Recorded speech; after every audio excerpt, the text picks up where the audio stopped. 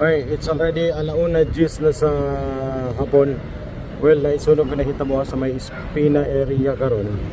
Well, itom kayo ang aso. Well, ang ito mga Bureau of Fire is nagpadulong na dito karon. Kinsa man to mga taga Espina area, kanang area diha kanang area. Nainahita mo nga sunog karon. Grabe ba kay itom, murag nagkakusog man noon. Well, ginapray na to ang safety lang, okay ra. And then, pag nagi mga sunog, kinahanglan yun, ang galing gitawag na to nga unahan yun pagsalba ang kinabuhi.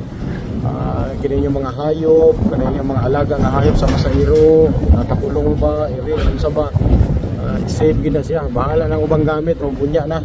Unahan yun ang kinabuhi sa inyong mga pamilya, i-check ninyo.